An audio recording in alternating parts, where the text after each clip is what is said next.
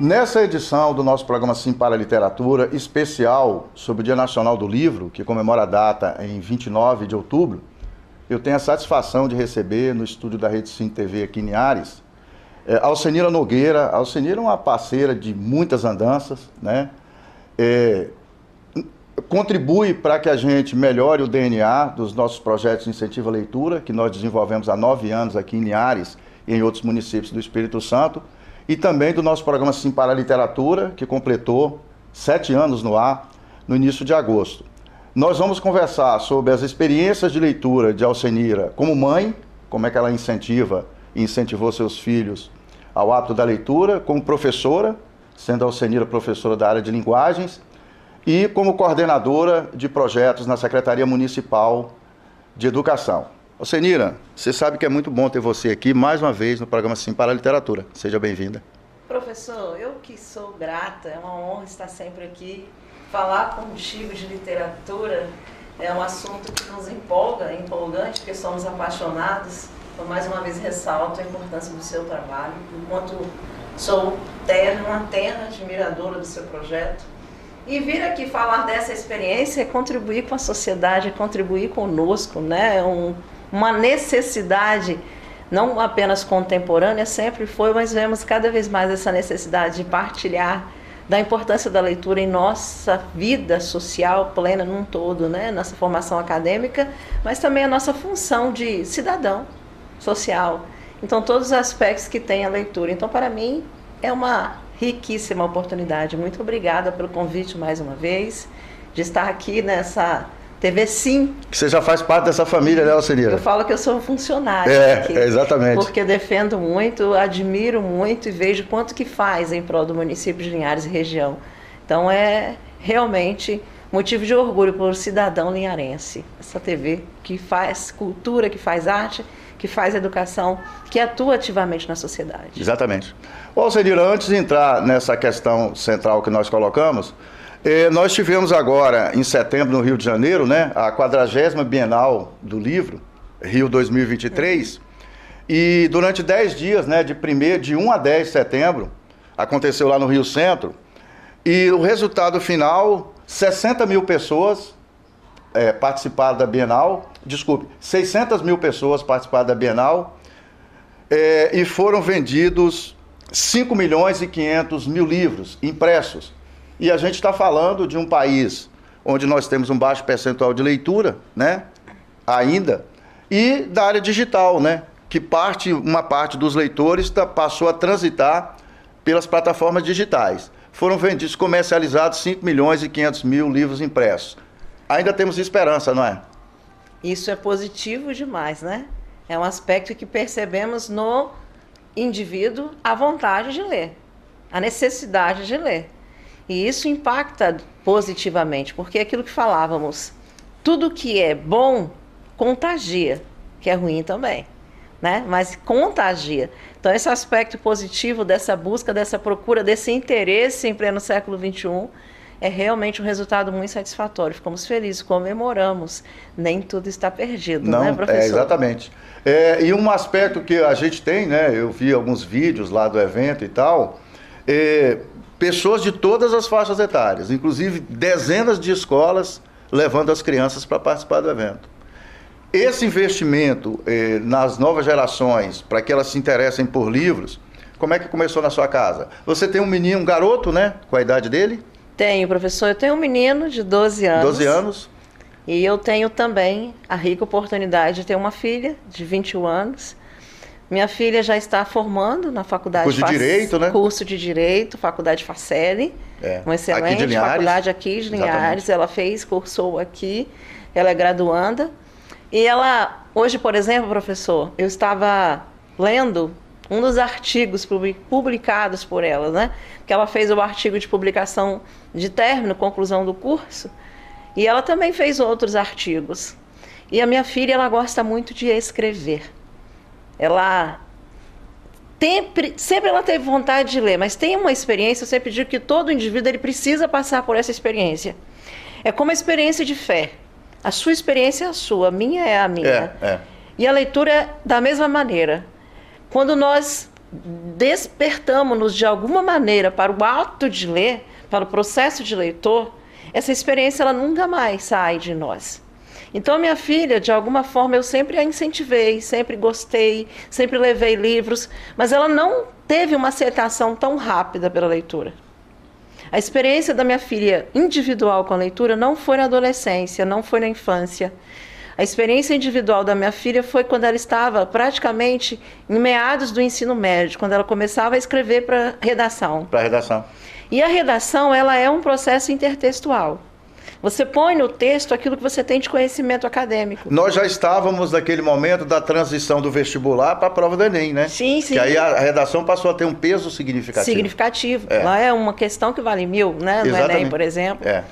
E na redação, ela começou a perceber que os livros eram embasamento para o argumento, para o ponto de vista dela. Porque, na verdade, a arte, a literatura, ela põe para fora, ela manifesta, ela denuncia aquilo que, por exemplo, Jorge Amado denunciava quando escreveu, como já disse, inúmeras outras situações, que denunciava quando nós não tínhamos, então, a televisão, que hoje é a mídia que põe à tona aquilo que está irregular na sociedade. Exatamente, que então, põe em discussão temáticas, por exemplo, como que era o manifesto da sociedade, como por exemplo na época da ditadura, o que era o manifesto? Os livros.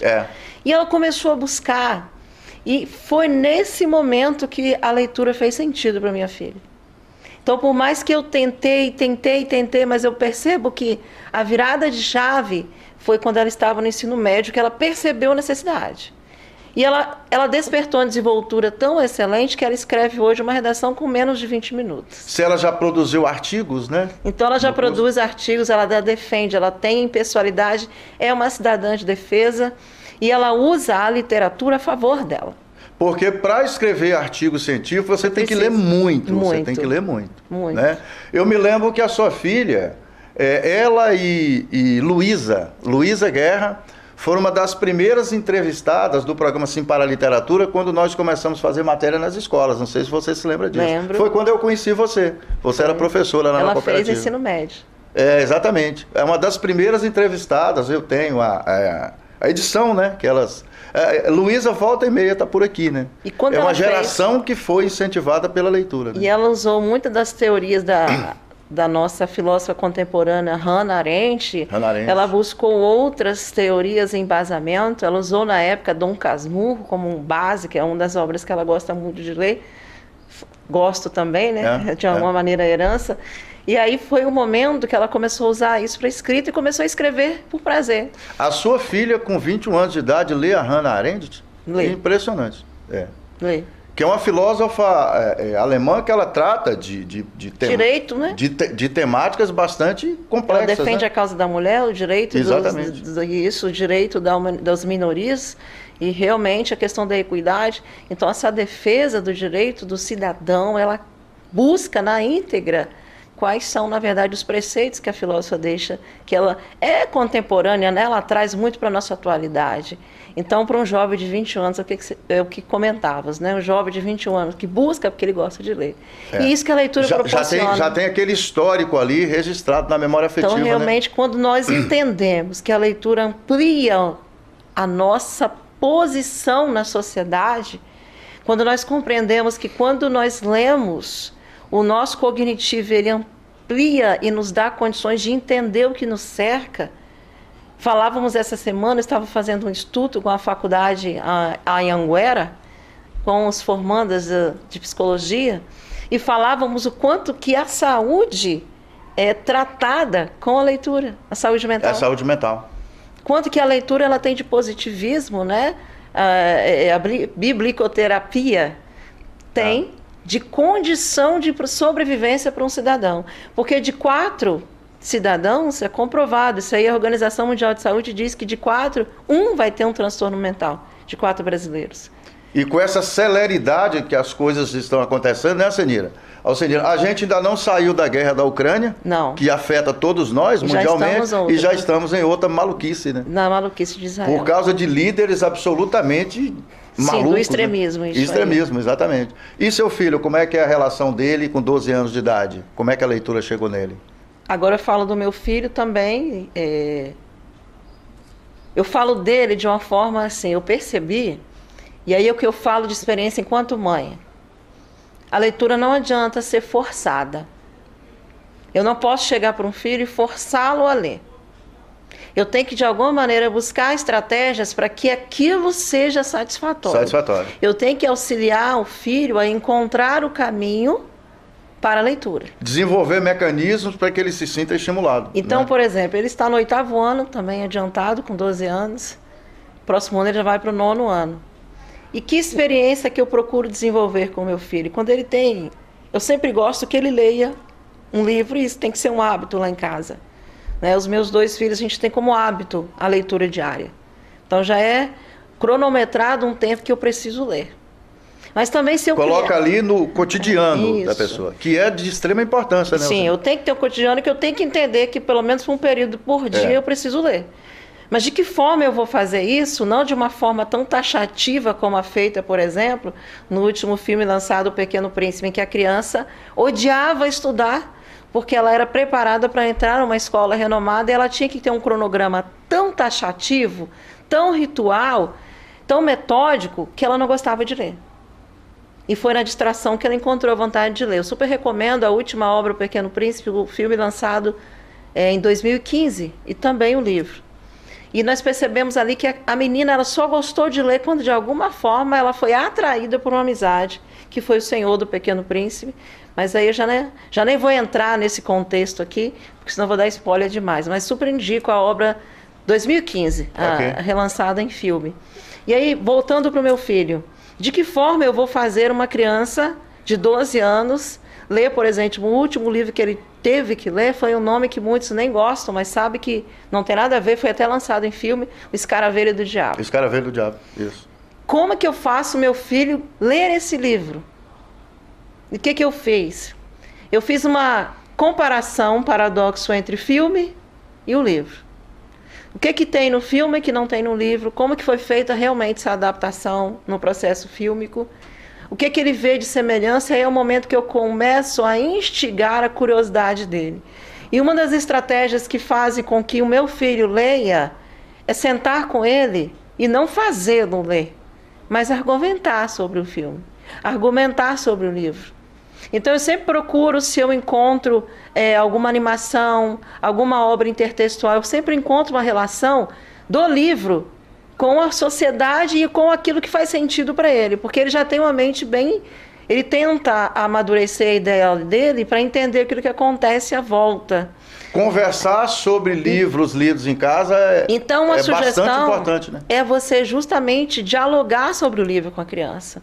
Sabe, filho, eu estou lendo um determinado livro, você não tem noção o que eu achei de curioso, o que eu achei de interessante nesse livro e que eu gostaria de compartilhar com você.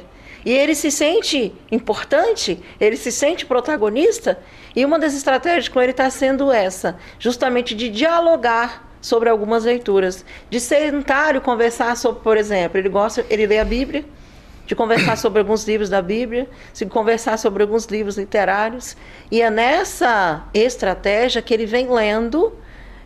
O último que ele leu, que eu fiz a leitura junto com ele, foi Uma Luz no Fim do Túnel. E é realmente polêmico, você vê para uma criança de 12 anos, ele denuncia, né, várias questões ligadas à violência urbana, por exemplo, a questão de drogas, e é o momento que eu questionava e dialogava, filho, você entendeu como que esse cara foi traído pelo amigo? Olha, você consegue notar o que seria essa luz no fim do túnel? Mas é dialogando, não é obrigando. É um diálogo em que eu coloco ele de igual para igual.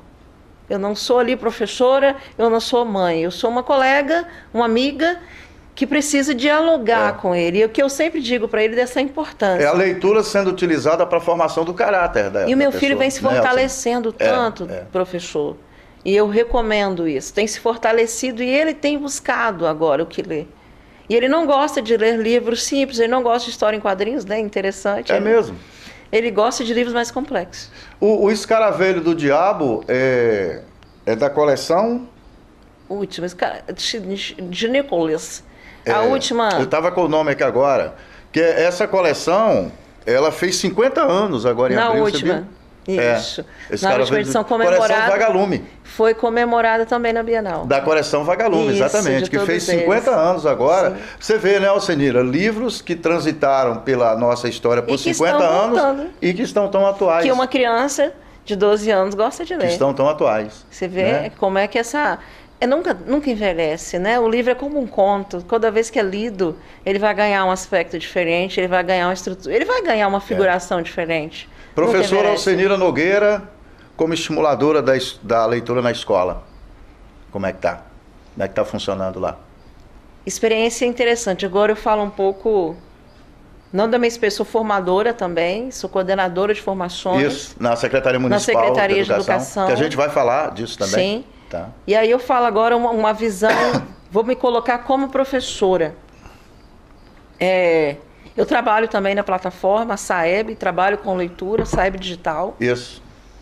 E na leitura, qual a importância, por exemplo, uma avaliação externa? Eu vou numa turma complexa, uma turma de 6º ano. Numa transição. Para eu situar nosso telespectador aqui, qual é a média etária? De 13 anos. Porque Ou não? você sabe que eu sou da época do primeiro e segundo grau, né? É da sexta quinta série. à oitava série. Mas 6º ano o menino está no 11 anos. 11 anos. É até para Muitos. situar nosso telespectador. Então eu falo dessa idade porque ele está justamente vindo das séries iniciais. Ele tinha uma professora só, no máximo trocava inglês, educação física, e ele passa a ter vários professores. E agora eu volto um pouquinho, professor, para a nossa sociedade odierna, que a tecnologia está à nossa disposição, que todos têm um celular em mãos. Exatamente. Que hoje nós temos ChatGPT, temos Elsa e temos outras plataformas online, a inteligência artificial que desenvolve... E está nos visitando aí a inteligência artificial. A mentalidade outra da criança. maluquice, né? E é o que eu sempre falo, com tanto recurso visual, com o mundo tecnológico, o professor chega na sala de aula... Com tantas telas, né? Que desafiam Telas em a movimento o atenção tempo das inteiro. pessoas, exatamente. O professor chega na sala de aula, tem muitas das vezes um pincel, um apagador e um data show. Para competir com tudo isso. Né? E de alguma forma eu penso, o que eu faço agora? Eu vou virar Quando tem o data show, né? Quando tem. Eu vou para a escola pública, que muitas têm hoje, mas temos realidade também de cenário brasileiro que não tem. Mas independente. Ou seja, nós competimos com o mundo que moderniza o tempo inteiro, que é muito acelerado, que de alguma forma pós-pandêmico adiantou um processo de uma média de decênio aí de 10 anos. Então nós competimos com essa realidade. Como que eu faço uma criança de 11 anos gostar de ler? Se sentir atraída pelo livro impresso. Eu falo agora de uma realidade de tipo assim, nós temos salas que predomina, por exemplo, laudos, aqueles que denotam determinadas dificuldades, aqueles que não demandam dificuldades, aqueles que são leitores, mas aqueles que ainda não são. Então, como lidar com essa realidade? Uma das estratégias que nós adotamos para fazê-los gostar de ler é justamente fazer alguns jogos online do livro, porque é o mundo deles. Então, criar alguns jogos online e com esses jogos criar uma certa competitividade. Então, uma das últimas experiências que nós fizemos com alunos dessa mesma faixa etária foi, por exemplo, trabalhar a obra O Pequeno Príncipe. E com a obra O Pequeno Príncipe, eles teriam que montar um convencimento em toda a escola. Eles tinham que, como tarefa, que despertar a vontade de todos os outros colegas da escola de ler. Que estratégia nós vamos utilizar? E aí é o que eu falo também. Dê ao seu aluno o protagonismo, não faça, não dê pronto. Porque se você der pronto, ele não tem interesse. Colocar o livro no meio desse desafio. Eu te dou o livro. Né? E aí eu fiz um spoiler do livro, uma obra muito criativa, interessante, onde o imaginário é preservado. E aí eu viajei um pouquinho com o Pequeno Príncipe, que eles já conheciam. Agora vocês precisam convencer todos os seus colegas a lerem. Eles criaram podcast, eles criaram enquetes, eles criaram curiosidades, eles encheram a escola de estrelas, eles fizeram todo um processo de uma campanha e que conseguiram atrair os colegas, grande parte dos colegas, a curiosidade de ler. E colocaram um QR Code pelas escolas, onde que as pessoas acessavam, tinham frases, tinham informações. Então, assim, foi muito interessante. Uma outra estratégia foi trabalhar William Shakespeare. Irmão, vou trabalhar William Shakespeare no 6º ano, o que poderia ser feito? Ah, vamos para o 7º. 7º ano, 12 anos. Então, 12 anos de idade. Trabalhar William Shakespeare. Hamlet. Vamos lá, vamos trabalhar Hamlet e vamos trabalhar Romeu e Julieta. Que são 2 obras que, assim, que mais famosas. Mais famosas, mais conhecidas. Mas se nós analisarmos bem, ela é complexa para a criança. O Hamlet não é uma história qualquer. Sim, uma história para uma criança é complexa. Exatamente, O que nós fizemos? O que eu pensei? Eu trouxe o Rei Leão. O Rei Leão é uma adaptação de Hamlet. Você sabe que eu assisti Hamlet no teatro com o Tarcísio Meira. Ele era vivo. Interessante. Nem me convidou, né, professor? Não convidei. Eu e a Wine, em Vitória. Que bom, na próxima sensacional, sensacional. Eu sou apaixonada por William Shakespeare, então eu queria trabalhar o